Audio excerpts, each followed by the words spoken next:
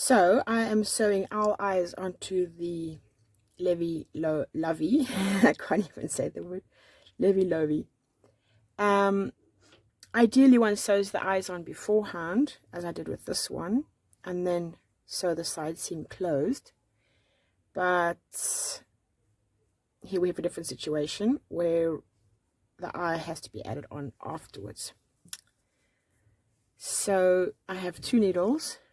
The one is sharp, that's going to be to work away the last end, and this one is a blunt one.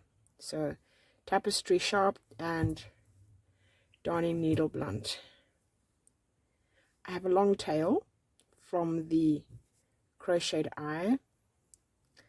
I added the pupil at the end. It's not ideal, but I had to make sure it was nice and firm in there, so I worked over and over and over.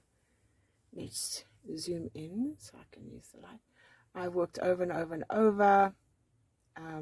It's a real mess, but it's firmly in place, and that's the important thing, because little babies will be picking away at the eyes, so they have to be really firmly in place.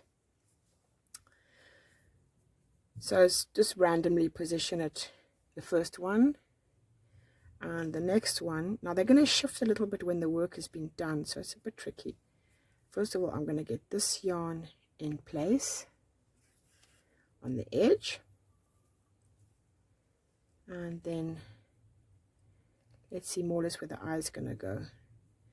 Sometimes they do shift, that's why it is actually easier before they're stuffed, because then you can pinch it from both sides of the work. Whereas now here I have to actually hold my finger at the back, and that's not ideal, but we will do what we can do. So I've come to the back, bring the needle to the front, and let me put that at the bottom because it's not so pretty. It doesn't really matter where you start. Okay, let's go. So you're going to go in. We're literally working around the little V's.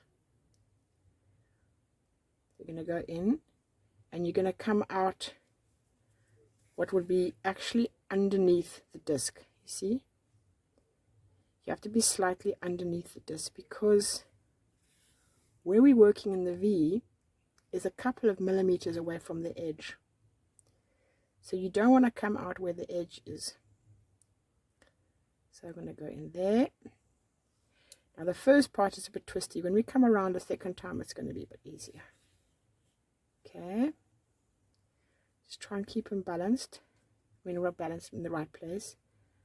So you see it's actually underneath where the disc is. I'm going to come out. And what I'm doing is I am now skipping to the next V. So I come out in one place, and I go into the next one.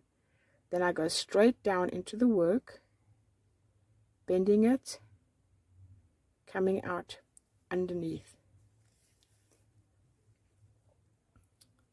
coming up through the V, going into the next one, going straight down.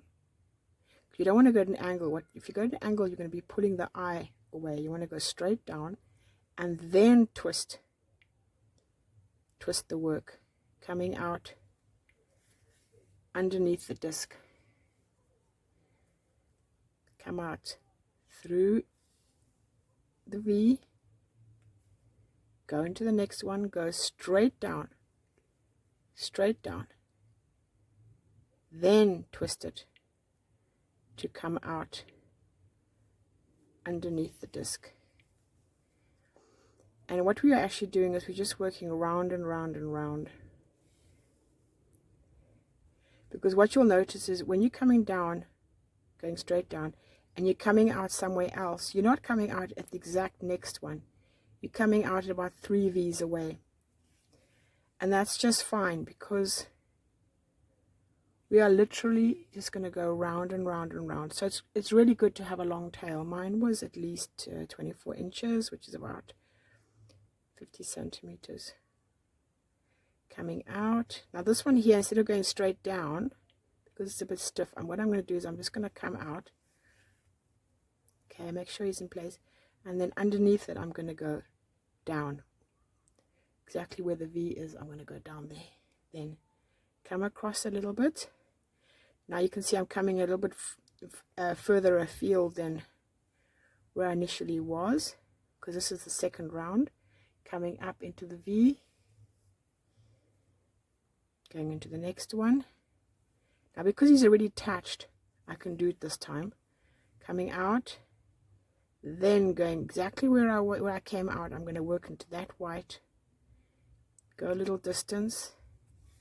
Come out. It's a little bit at the edge, but it's still underneath. So this time, see, coming out first, not going into the fabric yet, the yellow white fabric. Then I'm going to come back in where I just came out. Going to go a little bit distance, just to the edge of the work, of the disc I mean, coming into the V. And this is how you're going to go round and round and round. Next V, coming out, going back in, whoops, into the white, coming out a little bit further. Now you're actually going to start searching for the gaps, because we want to make sure that this eye is firmly attached. Like you can see there's a gap. Look at that. See how there's a gap?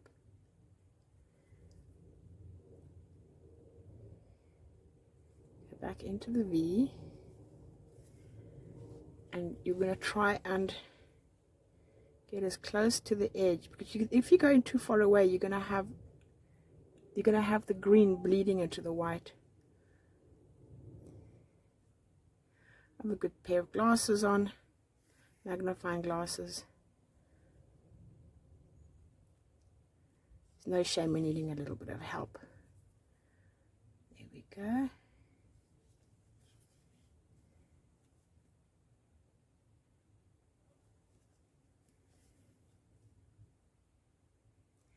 Now yes, this is a dark color, and I actually prefer to use a color that's dark.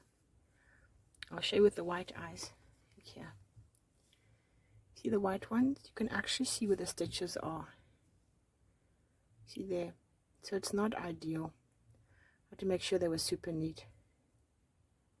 See, you can see the stitches. And with a dark yarn, you don't have that problem at all.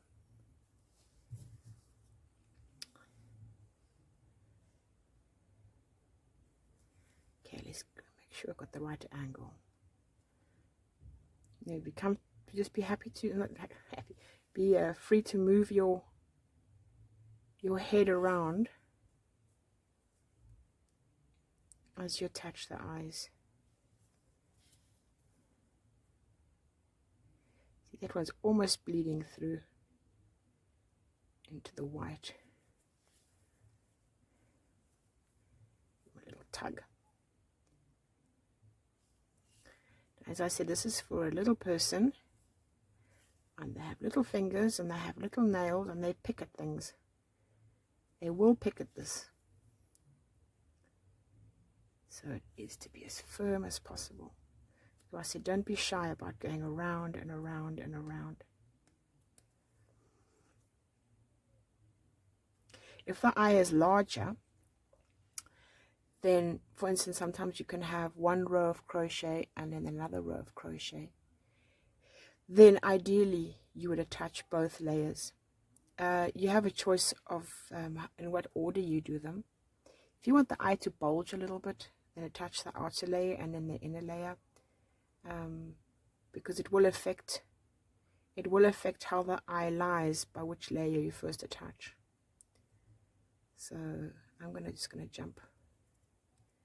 I'm just going to check with my nails so I get out. Double check this one, because you never know.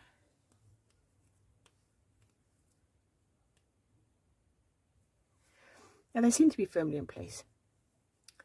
So now what I'm going to do is change the needle. for the sharp one, and the sharp needle. And I like sharp needles to work away ends, because it actually, the sharpness of the needle breaks the yarn you're going through into different sections, and yarn grips on other pieces of yarn. It's the nature of wool. I mean, this is acrylic, but it's got the same nature. Little fibers grip on each other. Cotton is different. That's why cotton,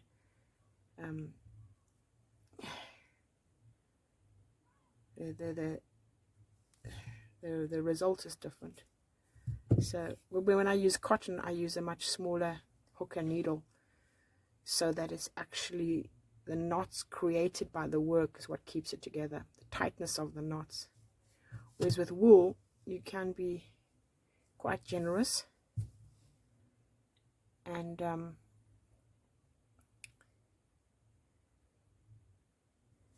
still holds the shape. So there we go, and go in again, come out somewhere else. You can do that a couple of times. They're just garden variety pliers. I'll put a bit of insulation tape on the end so that it doesn't damage my needle. Also gives it a good grip. Go. Decent pair of scissors, sharp. And I pull a little bit just so that when I pull it again, it'll go back in. So I nip that off, and then I give the eye a little rub, work that end in. So there we go. That is how you work the eyes in. If you have the project ready in place. The eyes are different sizes because this was done with a 4mm hook, and it's a thicker yarn.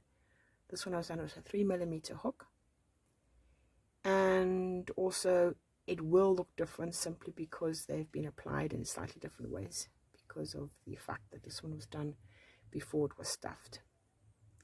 So there we go. Thank you for watching.